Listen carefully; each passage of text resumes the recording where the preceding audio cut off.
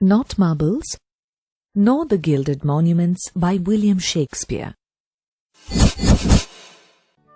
Born and raised in Stratford-upon-Avon, England, William Shakespeare is one of the greatest writers and the world's preeminent dramatist. He has written about 38 plays, 2 long narrative poems, and 154 sonnets. His works, especially the plays, have been translated into all major languages of the world. Shakespeare's initial plays were comedies and histories, which were followed by tragedies and tragic comedies, while his sonnets were based on a wide range of subjects like love, sexual passion, procreation, death, and time. His 55th sonnet, Not Marbles, Nor the Gilded Monuments, is about love that transcends the barriers of time. Now, let's listen to the poem. Marble, nor the gilded monuments of princes shall outlive this powerful rhyme. But you shall shine more bright in these contents than unswept stone besmeared with sluttish time. When wasteful war shall statues overturn, and broils root out the work of masonry, nor Mars his sword, nor war's quick fire shall burn the living record of your memory. Gainst death and all oblivious enmity shall you pace forth, your praise shall still find room. Even in the eyes of all posterity that wear this world out to the ending doom. So till the judgment that yourself arise, you live in this and dwell in lovers' eyes. The poet conveys that his loved one will get immortalized through the words of his poem, Not Marbles, Nor the Gilded Monuments. He tells his beloved that his powerful poem will outlive the marble and the gold-plated monuments constructed by the kings and other royal people. He believes that his beloved will shine more brightly in his verse than the stones of the monuments on which time will leave its indelible marks. These monuments will wear out, blacken, and appear unclean as time progresses.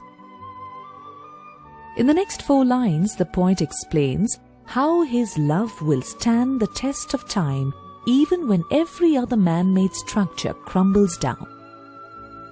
He then goes on to say that futile war will overturn statues, which were erected for remembrance of great rulers, and will devastate buildings, which were a living example of fine masonry. Furthermore, even when Mars, the god of war, lashes his sword, or when the fast-moving fire of wars burn, nothing will be able to wipe out his beloved's memory, who will continue to live forever. He also says that despite death, jealousy, and blind hatred from others, his loved one will stride forward in life and will be praised. And all the future generations will find his beloved worthy of praises which will last till doomsday. The poet says that till the day of judgment, his beloved will continue to live in his poem and in the eyes of admirers. So Shakespeare's poem, Not Marbles Nor the Gilded Monuments, is about immortal poetry that will transcend the ravages of time. This poem consists of 3 quatrains.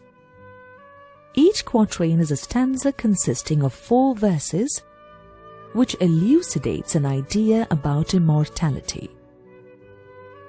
The 3 quatrains are further followed by a rhyming couplet.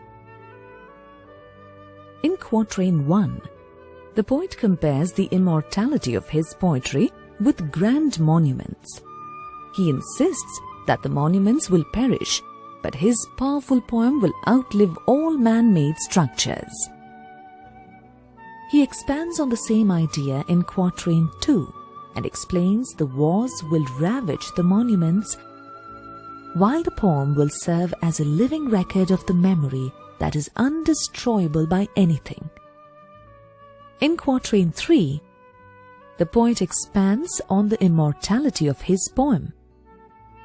He claims that despite death, jealousy, and blind hatred, his beloved mentioned in the poem will stride forward and will always be praised and remembered by the future generations.